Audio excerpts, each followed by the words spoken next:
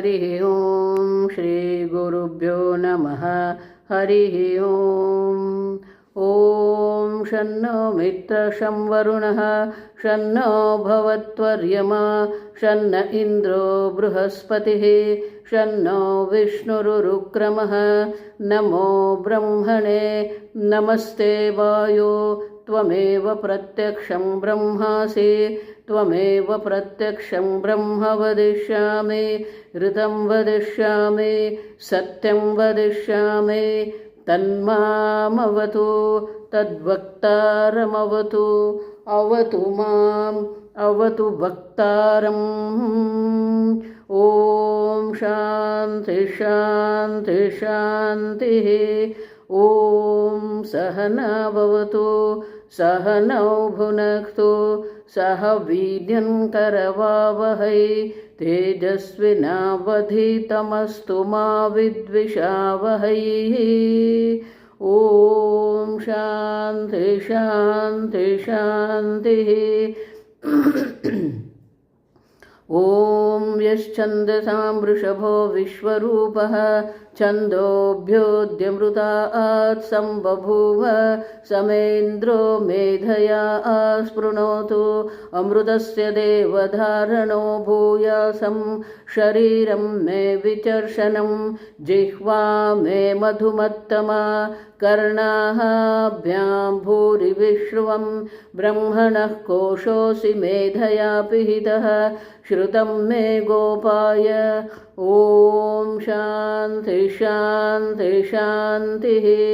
ॐ अहं वृक्षस्य रेरिव कीर्तिः पृष्ठं गिरेरिव ऊर्ध्वपवित्रो वाजिनीव स्वमृतमस्मि द्रविणगुं सवर्चसं सुमेधा अमृतोक्षितः इति त्रिशङ्कोर्वेदानुवचनम्। ॐ शान्ति शान्ति शान्तिः। ॐ पूर्णमदः पूर्णमिदं पूर्णात् पूर्णमुदच्यते पूर्णस्य पूर्णमादाय पूर्णमेवावशिष्यते। ॐ शान्ति शान्ति शान्तिः।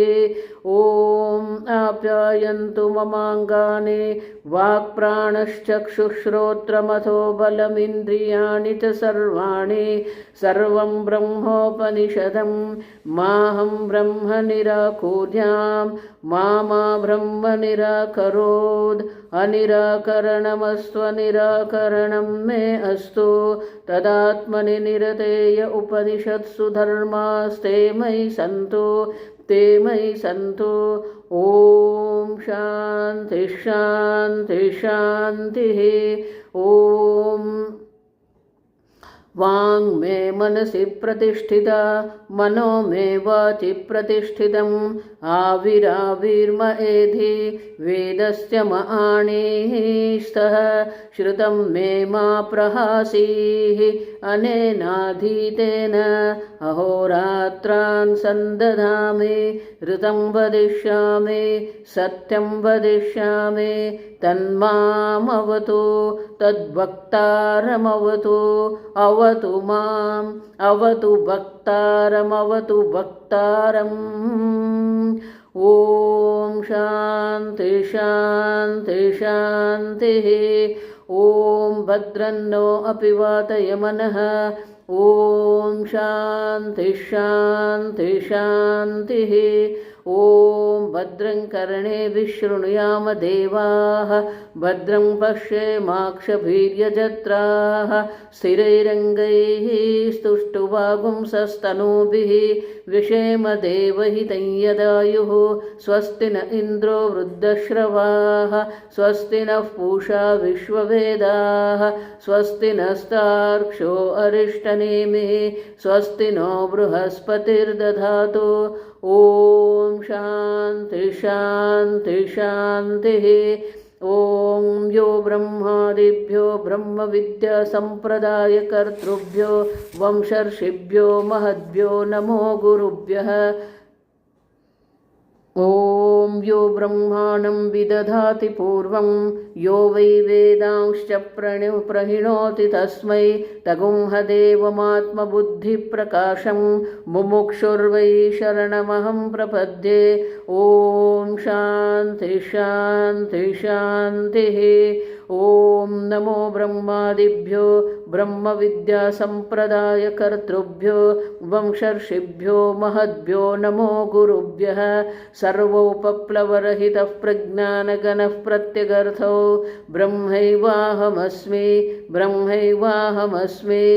ॐ नारायणं पद्मभवं वसिष्ठं शक्तिं च तत्पुत्रपराशरं च व्यासं शुकं गौडपदं महान्तं गोविन्दयोगीन्द्रमथाश्च शिष्यं श्रीशङ्कराचार्यमथास्य पद्मपादं च हस्तामलकं च शिष्यं तन्तोटकं वार्तिककारमन्यादस्मद्गुरुं सन्ततमानतोऽस्मि।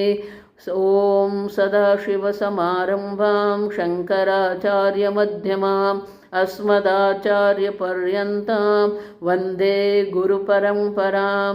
श्रुतिस्मृतिपुराणानाम् आलयं करुणालयं नमामि भगवत्पादं शङ्करं लोकशङ्करं शङ्करं शङ्कराचार्यं केशवं बादरायणं सूत्रभाष्यकृतौ वन्दे भगवन्तौ पुनः पुनः। ईश्वरो गुरुरात्मेति मूर्तिभेदविभागिने व्योमवद्व्याप्तदेहाय दक्षिणामूर्तये नमः। निधये सर्वविद्यानां विषजे भवरोगिणां गुरवे सर्वलोकानां दक्षिणामूर्तये नमः। ॐ नमः प्रणवार्थाय शुद्धज्ञानैकमूर्तये निर्मलाय प्रशान्ताय दक्षिणामूर्तये नमः। अशुभानि निराचष्टे तनोति शुभसन्ततिं स्मृतिमात्रेण यत्पुंसां तन्ब्रह्म तन्मङ्गलं परम्। अतिकल्याणरूपत्वात् नित्यकल्याणसंश्रयात् स्मर्तॄणां वरदत्वाच्च ब्रह्म तन्मङ्गलं विदुः। ओङ्कारश्चाथ शब्दश्च द्वावैतौ ब्रह्मणः पुरा कंठं भित्त्वा विनिर्यातौ तस्मान्माङ्गलिकावुभौ इति। ॐ अथ ॐ अथ ॐ अथ।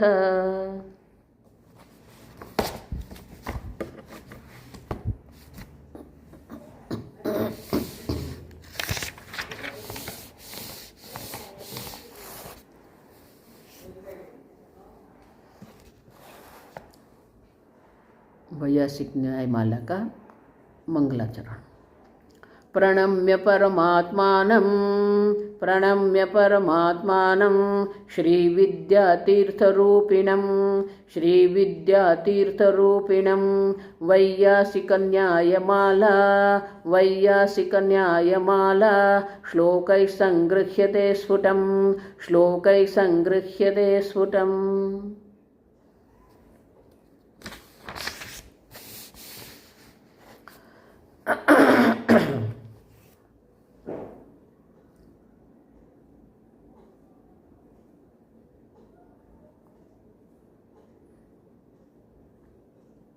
श्लोक नंबर 6, पाना नंबर 3।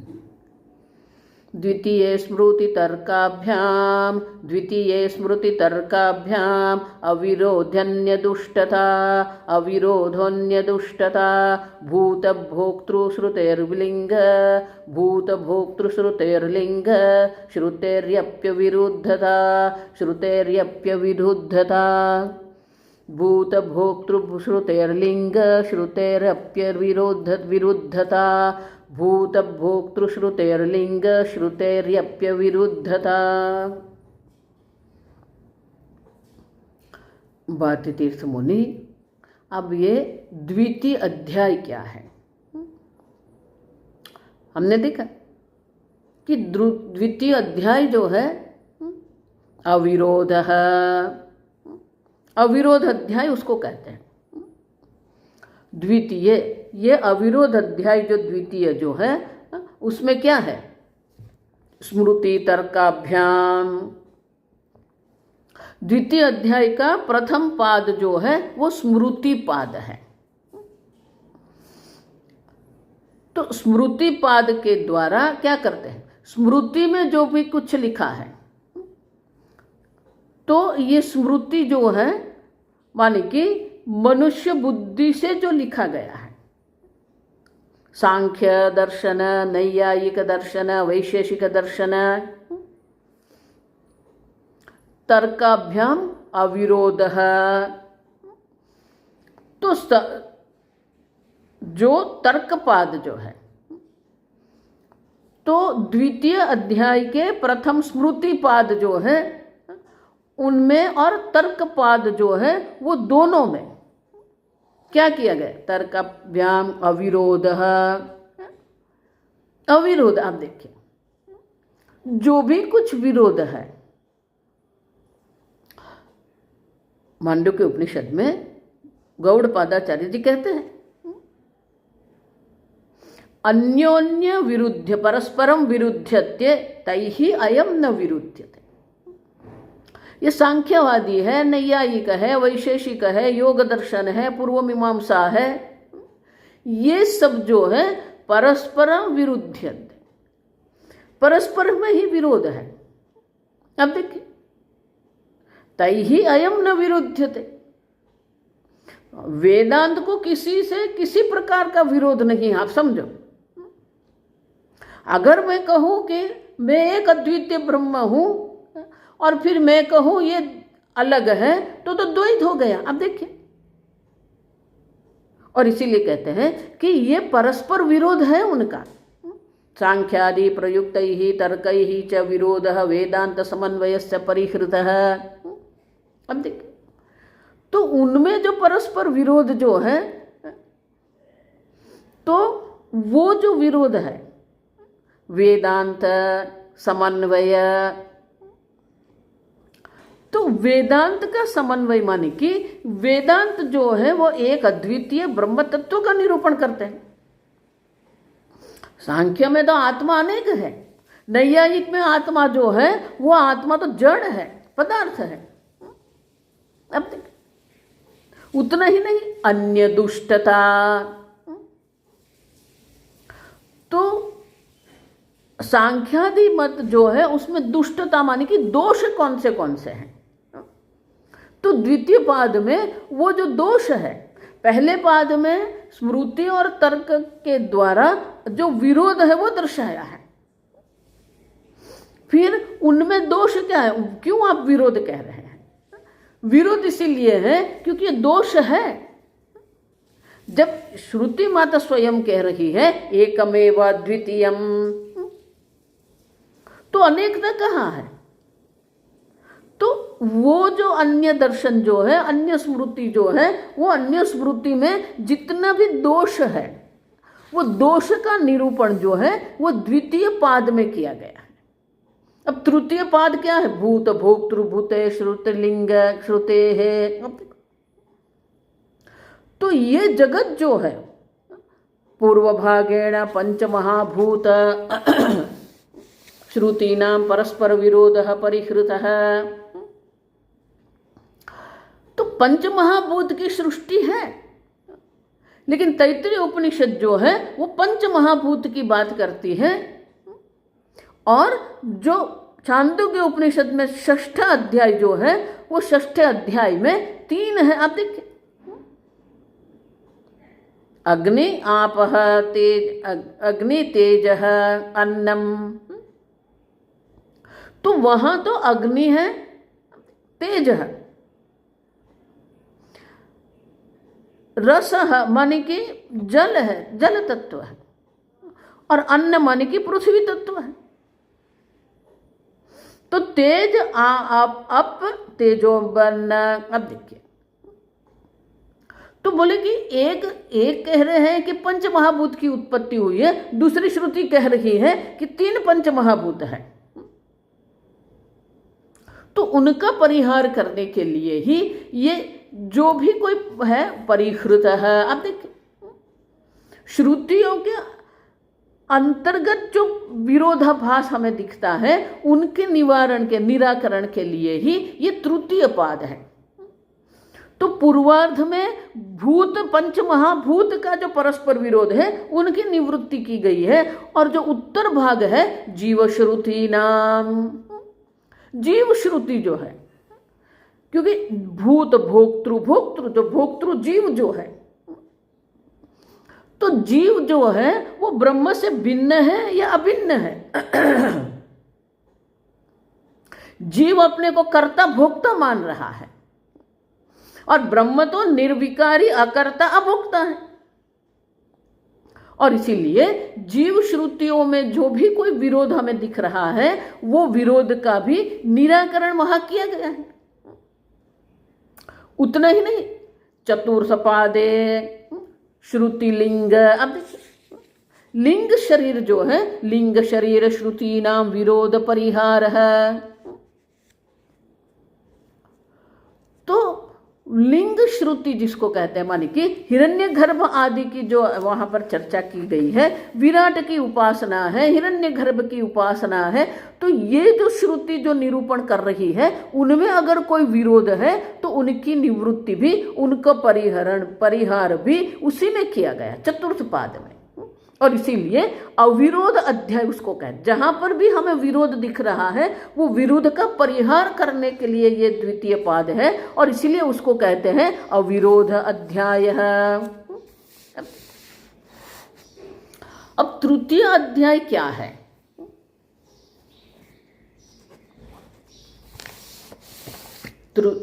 पाठ करेंगे 7वां श्लोक।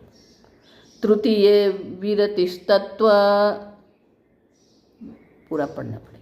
तृतीये विरतिस्तत्वं, तृतीये विरतिस्तत्वं पदार्थ परिशोधनं, पदार्थ परिशोधनं, तृतीये विरतिस्तत्वं पदार्थ परिशोधनं, तृतीये विरतिस्तत्वं पदार्थ परिशोधनं, गुण उपसंहृतिर्ज्ञान, गुण उपसंहृतिर्ज्ञान, बहिरंगादि साधनम, बहिरंगादि साधनम।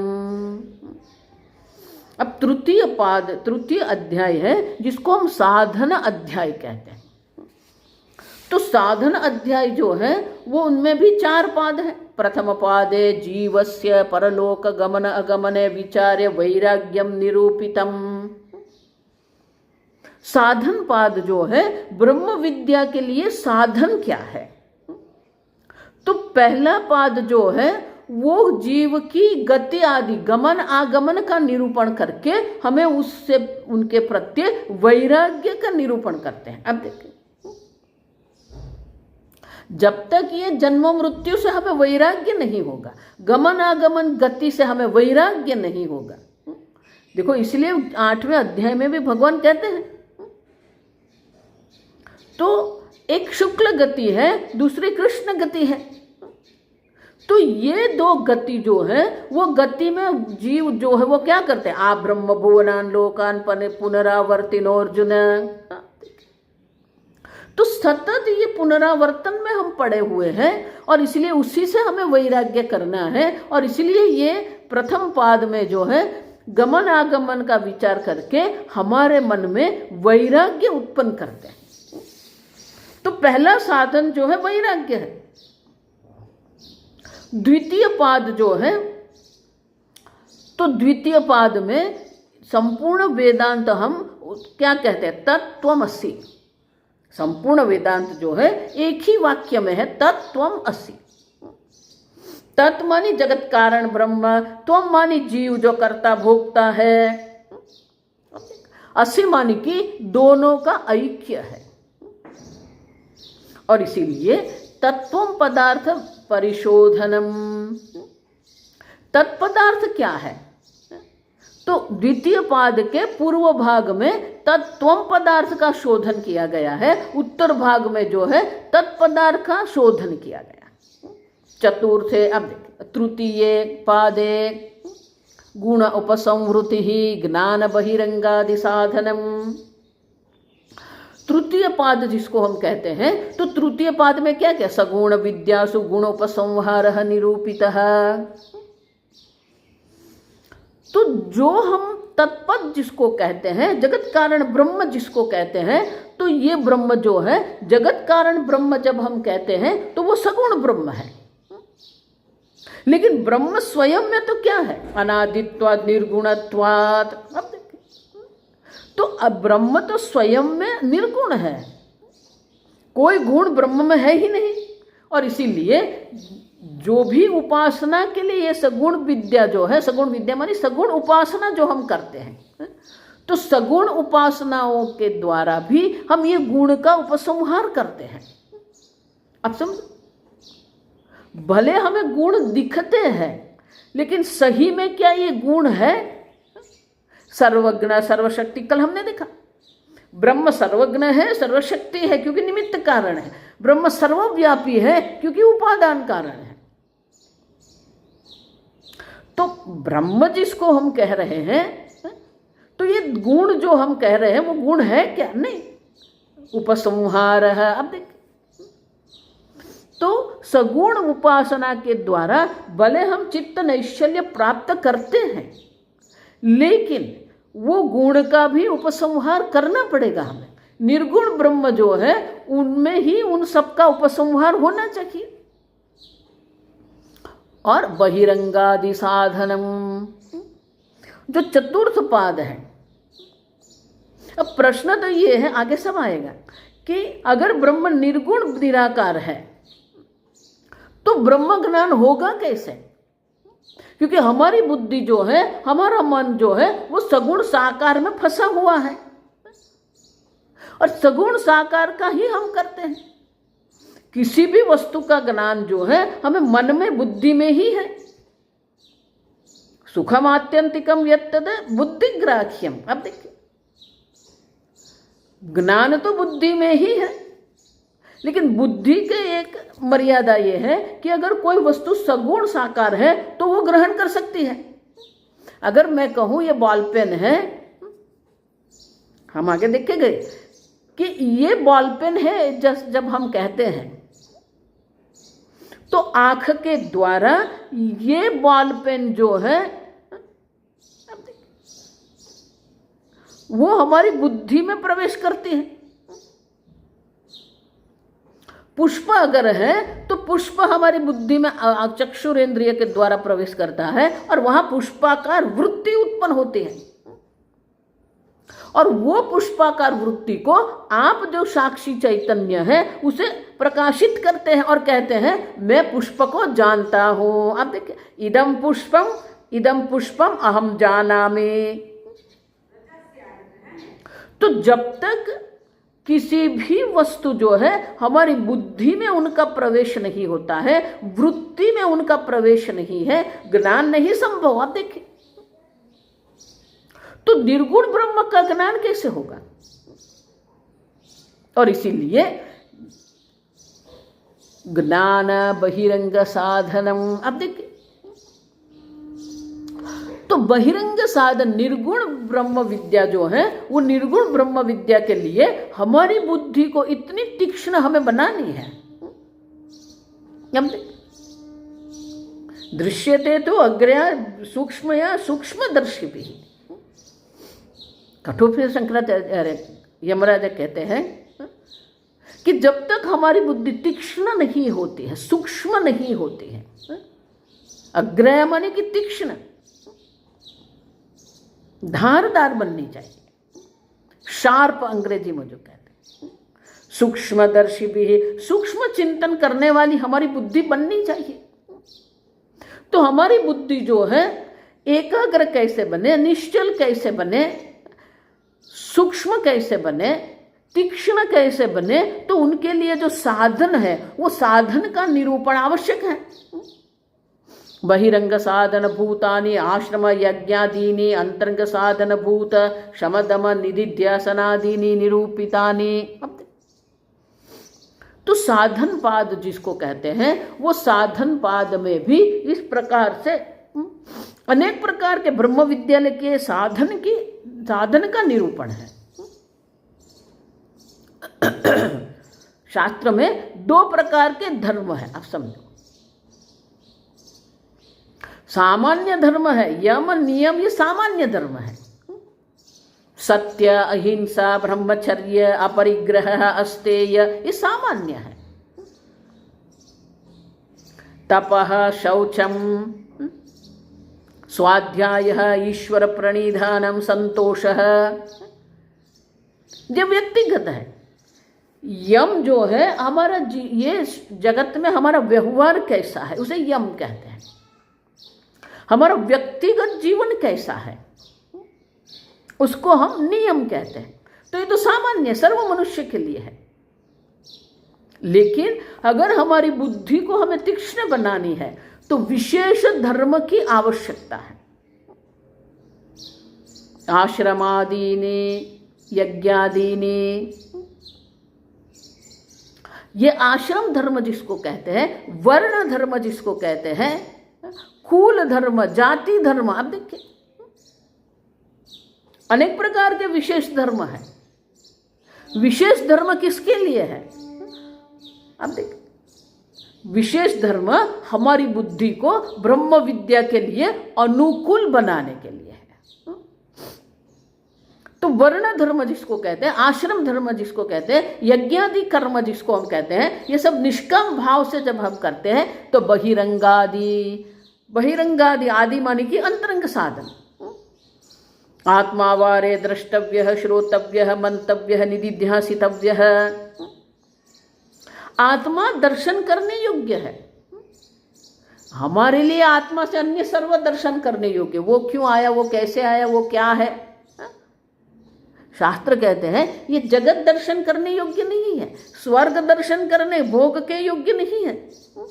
आत्मावारे द्रष्टव्य है। अब देखिए ये जगत में एक ही वस्तु है जो दर्शन करने योग्य है, वो आत्मा है। लेकिन उनका दर्शन कैसे होगा? वो तो निर्गुण निराकार है। श्रोतव्य है। अब देखिए तो अंतरंग साधन जो है श्रोतव्य, श्रवण, मनन, निदिध्यासन जिसको हम कहते हैं, शम दम आदि जिसको हम कहते हैं, ये सब अंतरंग साधन है। और इसीलिए ये साधन का निरूपण जो है, वो साधन का निरूपण ये चतुर्थ पाद में किया गया है। बहिरंग साधन और अंतरंग साधन जो है वो हमारी बुद्धि को तैयार करने के लिए है।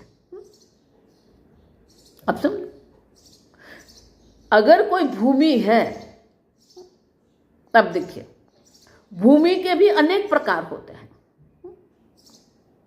सर्वभूमि को आप खेत नहीं कह सकते हो, वो भूमि है।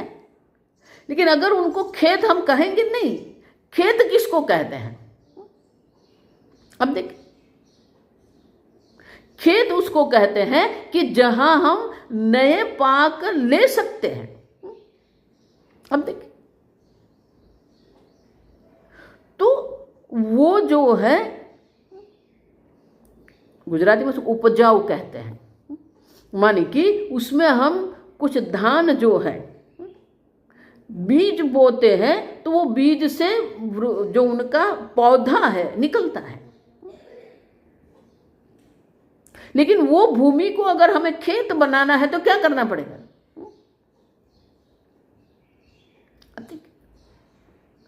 कृषि, देखो कृषि माने क्या है? तो हमारे मन को हमें भूमि, हमारी जो भूमि है मनोभूमि जिसको कहते हैं, उनको भी ब्रह्म विद्या के लिए तैयार करना पड़ेगा। खेत होते हैं, उनमें हल चला के हम क्या करते हैं?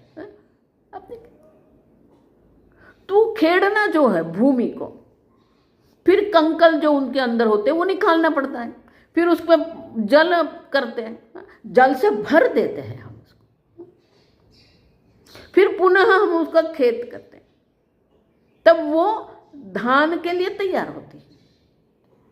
उसी प्रकार से हमारी मनोभूमि जो है वो मनोभूमि को तैयार करने के लिए ये साधन अध्याय है। अनेक प्रकार के साधन वहां दर्शाए हैं। और जो चतुर्थ अध्याय जो है, देखो ये विशेष धर्म के बिना ये संभव नहीं है। यम नियम है, हम मना नहीं कर रहे हैं, लेकिन विशेष धर्म आवश्यक है। विशेष धर्म ही स्वे स्वे, आप देखिए, धर्म निरतः 18वें अध्याय में भगवान ये चर्चा करते हैं, स्वकर्मणा तमभ्यर्च्य सिद्धिम विन्दति मानव, स्वे स्वे कर्मे निरतः, जो अपने अपने गुण के अनुरूप, अपने स्वभाव के अनुरूप जो कर्म जो है निरतः, तब हमारी बुद्धि तैयार होगी। और इसीलिए ये तृतीय पाद में साधन अध्याय हम कहते हैं। तृतीय अध्याय जो साधन अध्याय है, हमारी मनोभूमि को हमें तैयार करनी है। देखो, साधु बन जाना एक अलग बात है। अब देखिए, कुंभ मेले में अनेक प्रकार के साधु हैं। मैं हमेशा कहती हूँ, अब जाइए कुंभ मेले में, मात्र स्नान वहां नहीं करना है, वहां घूमना है, हमें देखना है। अखाड़ा है, वैष्णव है, शैव है, नागा साधु है। अब देखिए, साधु की एक जीवन शैली है, लेकिन साधु बनने मात्र से किसी को ब्रह्मज्ञान नहीं हो जाता है। भले जगत से वैराग्य हो गया, बहिरंग साधन है ये तो। वैराग्य होने मात्र से,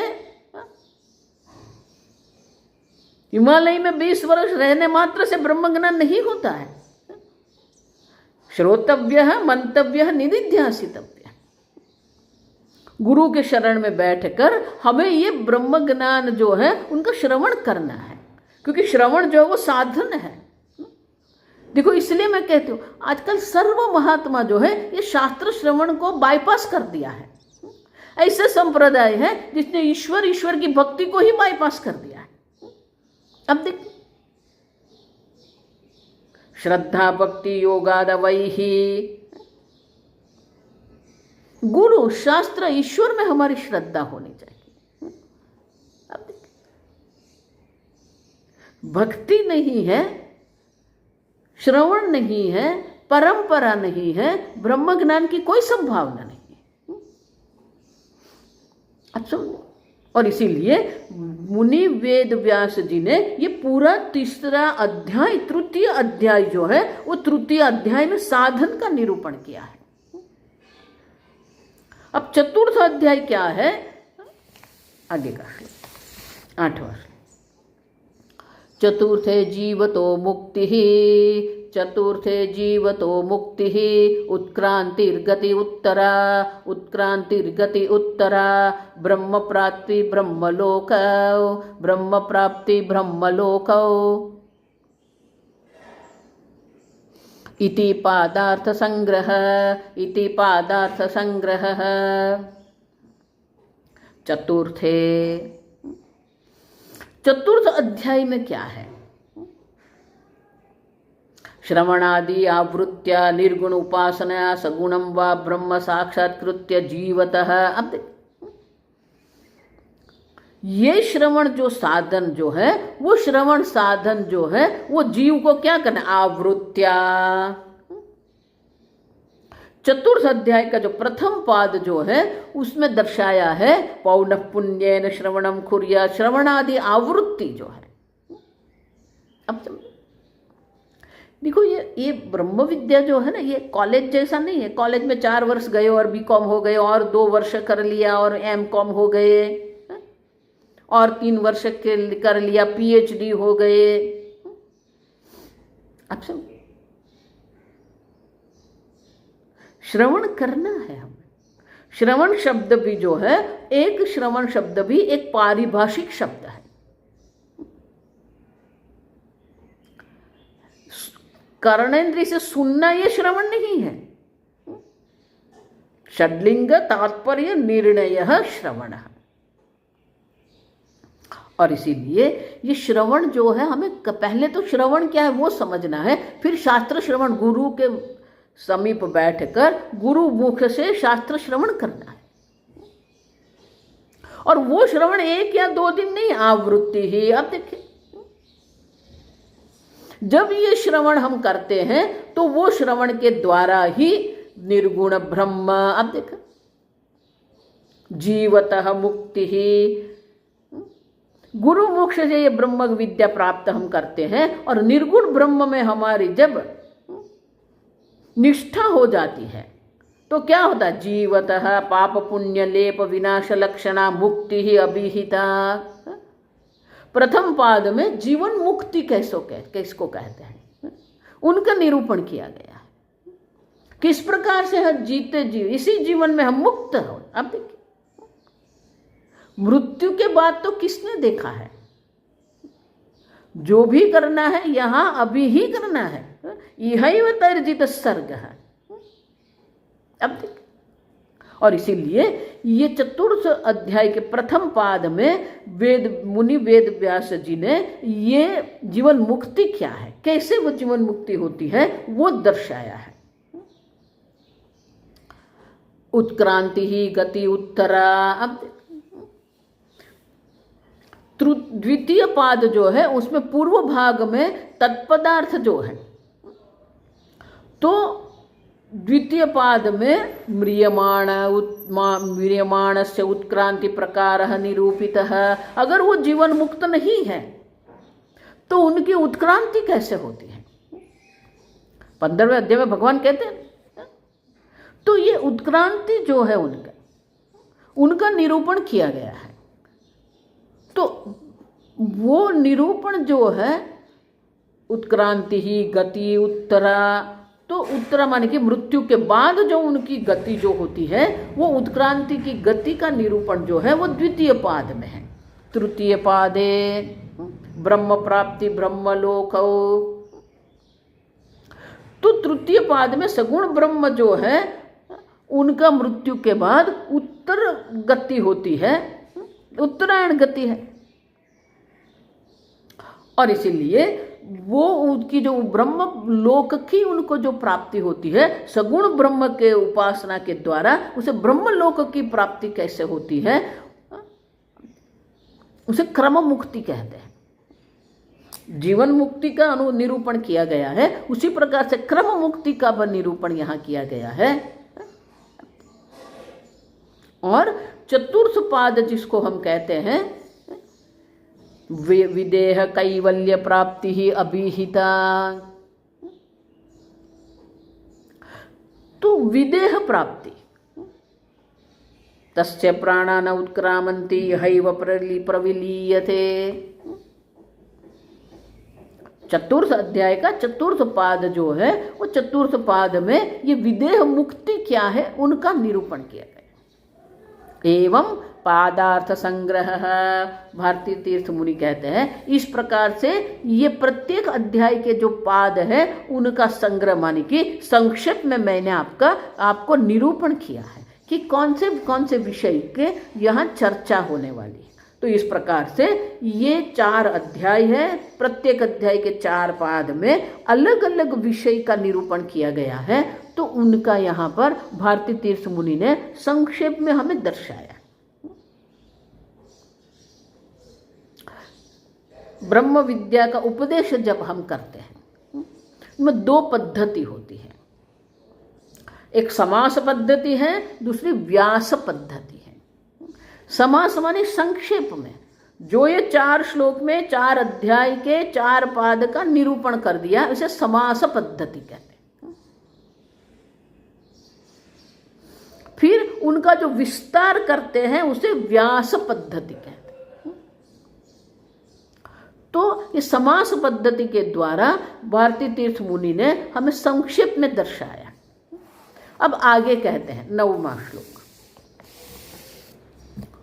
उहित्वा संगतिस्तिस्रः उहित्वा संगतिस्तिस्रः तथा अवान्तर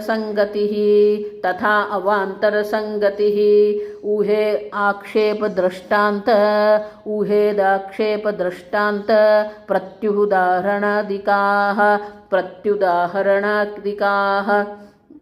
पूरा एक वाक्य।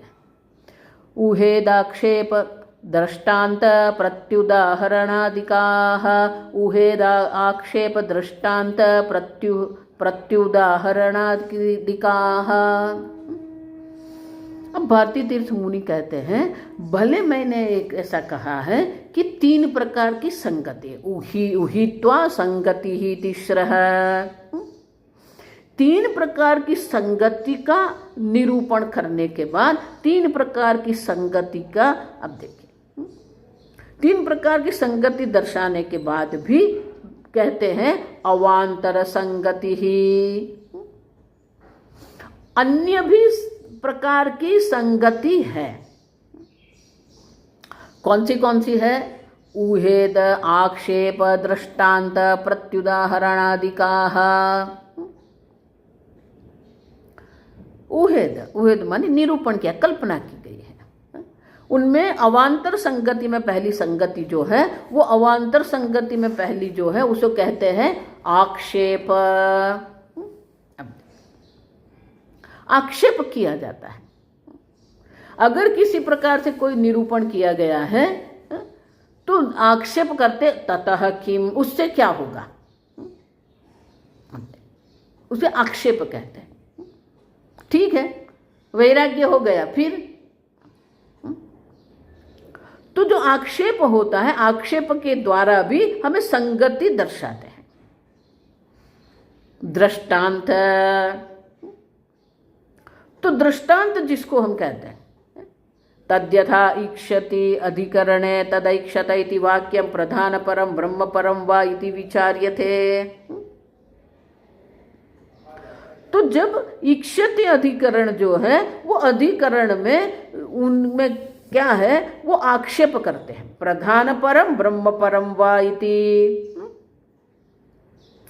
तो ये ईक्षते है जो कहा गया है, तो ईक्षते माने क्या, वहां जो जगत कारण दर्शाया है वो जगत कारण प्रधान है, सांख्यवादी का प्रधान है या ब्रह्म है। आप देखिए, तो आक्षेप करते हैं। फिर उनके लिए दृष्टांत, तस्य विचारस्य ब्रह्म संबंधित्वात् ब्रह्म विचार शास्त्र संगति ही। तो उनका फिर हम निरूपण करके कहते हैं नहीं, ब्रह्म की बात हम कर रहे हैं, ब्रह्म जगत कारण है, प्रधान जगत कारण नहीं है।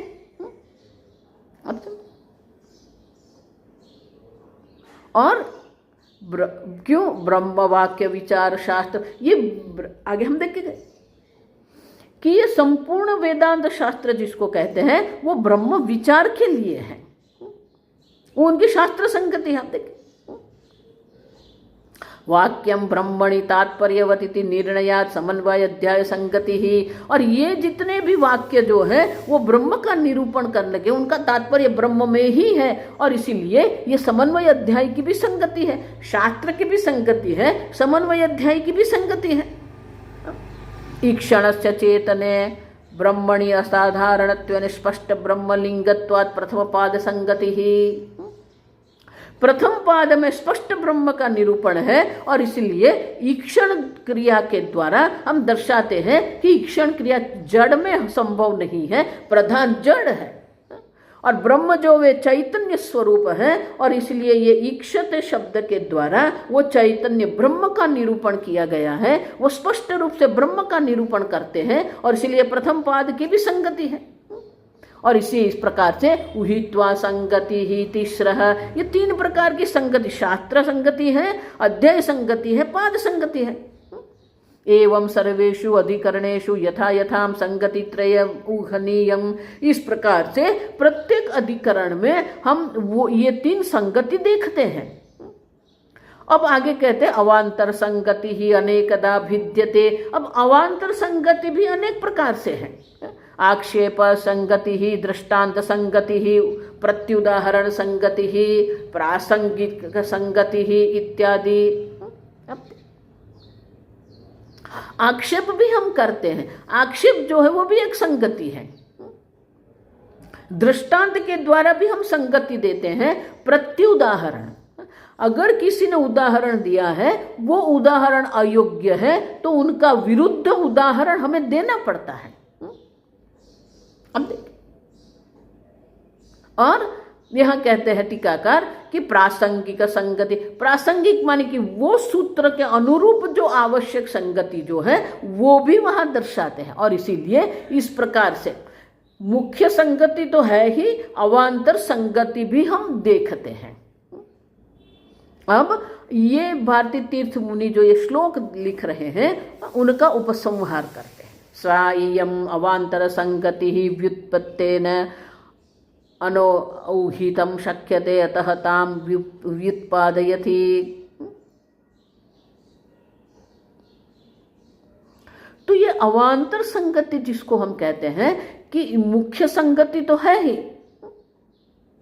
लेकिन अवांतर संगति जो है उनके लिए आगे श्लोक दर्शाते। श्लोक नंबर 10। पूर्वन्यायस्य सिद्धांत युक्तिं च वीक्ष्य परे नये, पूर्वन्यायस्य सिद्धांत युक्तिं वीक्ष्य परे नये, पूर्वन्यायस्य सिद्धांत युक्तिं वीक्ष्य परे नये, पूर्वन्यायस्य सिद्धांत युक्तिं वीक्ष्य परे नये, पूर्वपक्षस्य युक्तिं च पूर्वपक्षं च युक्तिं च तत्राक्षेपादियोजयेत् तत्राक्षेपादियोजयेत्। तो बोले ये अवांतर संगति जिसको आक्षेपादि जो अवांतर संगति है उनका प्रयोजन क्या है? तो कहते हैं पूर्वन्यायस्य सिद्धांत युक्तिं वीक्ष्य। तो न्याय माने कि तर्क के द्वारा, तो प्रथम अधिकरण में जो है ब्रह्म विचार शास्त्रम आरंभणीयम इति सिद्धांतः तत्र युक्ति ही ब्रह्मण संदिग्धत्वात् इति। तो ब्रह्म का निरूपण करने वाला ये शास्त्र है, तो उनका आरंभ किया अथा तो ब्रह्म जिज्ञासा कर्तव्या। और ये ब्रह्म क्या है? पहले तो ब्रह्म है कि नहीं है, अस्ति नास्ति इति युक्त। अब देख, कोई कहता है कि ब्रह्म है, कोई कहता है जगत कारण ब्रह्म नहीं है। तो इस प्रकार से जब संदेह हम करते हैं, वो संदेह की आक्षेप के द्वारा दृष्टांत के द्वारा हम उनका निराकरण करते हैं। उतना ही नहीं, द्वितीय अधिकरण जो है जन्मादेह अन्य निष्ठत्वेन तदुभय जगत जन्मादि ब्रह्म लक्षणम न भवति इति पूर्वपक्षः। पूर्व पक्षी कहता है कि नहीं नहीं नहीं, ये ब्रह्म जो आपका है वो हम भी कहते हैं निर्गुण निराकार ब्रह्म है, लेकिन निर्गुण निराकार ब्रह्म ये जगत का कारण नहीं बन सकता। तो उसको क्या कहते हैं? जन्मादेह जगत निष्ठत्वात् इति। नहीं, जन्माद्यस्य यतः। अब देखिए, ये जगत की उत्पत्ति जिससे हुई, यतः जिससे हुई, तो ब्रह्म से ही ये जगत की उत्पत्ति है। शास्त्र उसका निरूपण करते हैं, तस्माद् वा ये तस्माद् आत्मनः आकाश संभूतः। अब देखिए, तदुभय अवलोक्य तयोः आक्षेप संगतिम योजयेत। तो ये दो प्रकार की जो चर्चा होती है उसमें हम आक्षेप संगति भी लगाते हैं। संदिग्धत्वात् ब्रह्म विचार्यमिति तद अयुक्तम। अगर ब्रह्म है कि नहीं है हम जानते ही नहीं है, तो उनके ऊपर विचार कैसे करेंगे हम? तो ये आक्षेप हुआ। आप देखिए कैसे विचार करते हैं, तो ये आक्षेप संगति है। अब समझे, जन्मादेह अन्य निष्ठत्वेन ब्रह्मणः लक्षण अभावे सति ब्रह्म एव नास्ति। बोले आप जिसको ब्रह्म ब्रह्म करते रहते हो, निर्गुण निराकार करते रहते हो, पहले तो ये समझना है वो है कि नहीं है। अब देखिए, संदिग्ध है, और इसीलिए ये ब्रह्म पर ही हम प्रश्न उठा। पहले तो ब्रह्म है कि नहीं वो सिद्ध करो, फिर हम जगत कारण है कि नहीं वो देखेंगे हम। और इसीलिए ये आक्षेप किया जाता है कि ब्रह्म का विचार करने की आप बात करते हो, लेकिन पहले ब्रह्म है कि नहीं वो तो आप विचार करो। ये आक्षेप कहते हैं। फिर दृष्टांत भी देते हैं हम। दृष्टांत प्रति उदाहरण संगतः च अत्र योजयितुं शक्यते। यहाँ पर ये दृष्टांत और प्रति उदाहरण भी हम संगति देख सकते हैं। यथा संदिग्धत्वेन हेतुना ब्रह्मणः विचार्यत्वं तथा जन्मादि अन्यनिष्ठत्वेन हेतुना ब्रह्मणः लक्षणं नास्ति इति दृष्टांत संगतिः। तो वो पूर्व पक्षी हमें दृष्टांत देता है कि ये जगत तो सगुण साकार है और ये ब्रह्म पर आप विचार करने वाले हैं, लेकिन ये ब्रह्म जो है ब्रह्मणः लक्षणम जन्मादि अन्यनिष्ठत्वेन नास्ति, ये आप जो कह रहे हैं कि जन्मादि जो है वो ब्रह्म का लक्षण है, वो नहीं है। अब देखिए, क्योंकि जगत सगुण साकार है, ब्रह्म निर्गुण निराकार है, और निर्गुण निराकार ब्रह्म कभी भी सगुण साकार ब्रह्म का कैसे कारण बन सकता है? तो ये दृष्टांत है। अब उनके ऊपर क्या करेंगे? प्रति उदाहरण। तो उसके फिर हम यथा विचार्यत्वे हेतु अस्ति न तथा लक्षण सद्भावे हेतुम पश्यामः इति प्रति उदाहरण। तो हम उसे उनसे विरुद्ध उदाहरण देते हैं। यथा ऊर्णनाभिः सृजते गृह्ण्यते च। अब देखिए, नखशिखाः पुरुषाणाम पृथिव्याम औषध। अब देखिए, तो हम उनके सामने दृष्टांत देते हैं, प्रति उदाहरण। इस प्रकार से ये दृष्टांत प्रति उदाहरण संगति सर्वत्र सुलभ, ये भी बहुत सरल है। अब समझ। पूर्वाधिकरण सिद्धांतवत उत्तर अधिकरण पूर्व पक्षे हेतुम असत्वम साम्यस्य। पूर्व अधिकरण का जो सिद्धांत है, उत्तर अधिकरण का जो सिद्धांत जो है, तो पूर्व अधिकरण जो सिद्धांत है और उत्तर अधिकरण जो है वो पूर्व पक्षी है, और इसीलिए उनका भी हम उत्तर देते हैं, आक्षेप संगति हम करते हैं। दृष्टांत प्रत्युदाहरण संगति हम उनकी देते हैं, और उसी प्रकार से उत्तर मंदैहि अपि उत्प्रेक्षितुं शक्यत्वात्। मंद बुद्धि वाला भी ये प्रश्न उठा सकता है हमारे पर। तो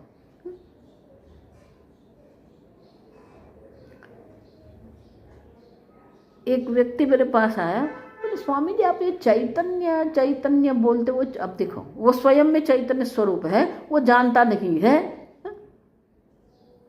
तो स्वामी जी ये चैतन्य क्या होता है? अब मैं क्या समझाऊं उसको? तो अनेक प्रकार से ये मन में आक्षेप रहते हैं, संशय संदेह रहते हैं, आप समझो। तो उनको भी हमें युक्ति के द्वारा, हेतु के द्वारा हमें उनको ये समझाना है, और इसीलिए दृष्टांत प्रति उदाहरण जो संगति है उनके द्वारा ही किसी प्रकार का संदेह है, आक्षेप है, उनकी हम निवृत्ति करते हैं। प्रासंगिक संगति ही देवता अधिकरणस्य अधिकार विचार रूपत्वात् समन्वय अध्याय ज्ञेय ब्रह्मवाक्य विषये।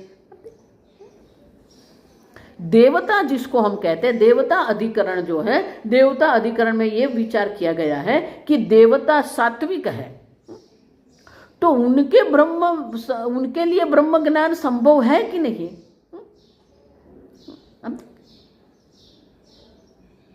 देवता अधिकरणस्य अधिकार विचार रूपत्वात्। तो ये प्रथम अध्याय में ही हम ये प्रासंगिक संगति भी देखते हैं। बुद्धि स्थावरांतर संगति ही अस्ति संगति अभावेपि। तृतीय पाद जो प्रथम अध्याय का है उसमें हमें संगति नहीं दिखती है, लेकिन वहां पर भी संगति है, प्रासंगिक संगति है। और इस प्रकार से ये आक्षेप संगति भी है, दृष्टांत संगति है, प्रति उदाहरण संगति है, प्रासंगिक संगति भी है। तत्प्रसंगेन देवता अधिकारः बुद्धिस्थः। इंद्र भी ब्रह्मा जी के पास गया, आदि ही भगवो ब्रह्मेति। अब देखिए, माने कि देवता को भी ये ब्रह्म विद्या का अधिकारित्व तो संभव है, प्रासंगिक है। ये तत्प्रसंगेन, ये प्रसंग है। और इस प्रकार से ये भारती तीर्थ मुनि कहते हैं कि ये ब्रह्म सूत्र अगर हमें योग्य रूप से जानना है, स्पष्ट रूप से हमें समझना है, तो ये मुख्य 3 संगति भी है, अवांतर संगति की भी आवश्यकता है, जिससे हम ये ब्रह्म सूत्र योग्य रूप से समझ सकते हैं। आप समझो, एतदेवं न्याय संगति ही निरूपिता। इस प्रकार से तर्क न्याय माने कि तर्कबद्ध रूप से हमें ये संगति दर्शाई गई है। देखो, ये वैयासिक न्यायमाला इसके लिए ही है। सूत्र तो है, सूत्र पर भाष्य भी है, भाष्यकार ये सब संगति देते हैं, लेकिन हमें वो स्पष्ट नहीं होती है। और इसीलिए ये वैयासिक न्यायमाला जो है, वैयासिक न्यायमाला की रचना क्यों की है भारती तीर्थ मुनि ने? ये सर्व प्रकार की संगति को स्पष्ट करने के लिए ही है। हम देख के गए, अधिकरण के जो 5 अवयव हैं, विषय है, आप देखिए, संदेह है, पूर्व पक्ष है, सिद्धांत है, संगति है। तो वैयासिक न्यायमाला के द्वारा ही हम ये 5 अवयव देख सकते हैं, और वो 5 अवयव के बाद उनकी संगति जो है, वो संगति भी हमें स्पष्ट होती है। और इसीलिए जब हम ब्रह्मसूत्र का अध्ययन करते हैं, तो ब्रह्मसूत्र के अध्ययन के साथ जो जो अधिकरण है, प्रत्येक अधिकरण में जो 2 श्लोक दिए गए हैं, वो 2 श्लोक का भी सूत्र के अध्ययन के पहले हम अधिकरण का भी अध्ययन करते हैं। अब तो अधिकरण के लिए जो 2 श्लोक भारती तीर्थ मुनि ने दर्शाए हैं, उनका भी हम एक साथ करेंगे। कल से हम ईक्षत अधिकरण का आरंभ करते, 5वां सूत्र, 4 सूत्र तो हो गए हमारे, 5वां सूत्र का हम आरंभ कल करेंगे। तो हम देखेंगे कि पहले तो ईक्षत अधिकरण जो है, ईक्षत अधिकरण में ये 2 श्लोक क्या कहते हैं, क्या दर्शाते हैं, वो हम कल देखेंगे। कल से हम ये 5वां सूत्र का आरंभ करते हैं, और 5वें सूत्र में मैंने जैसे दर्शाया कि ये ईक्षत अधिकरण है, वो ईक्षत अधिकरण का हम आरंभ करेंगे।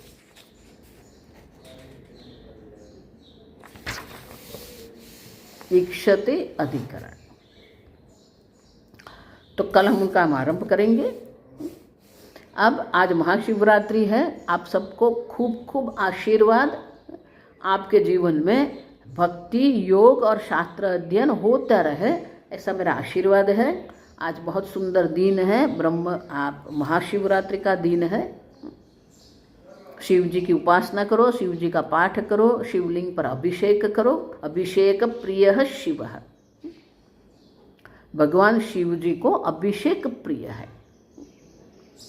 तो अभिषेक करके भी हम भगवान की पूजा करते हैं। ये सब आवश्यक है, आप समझो।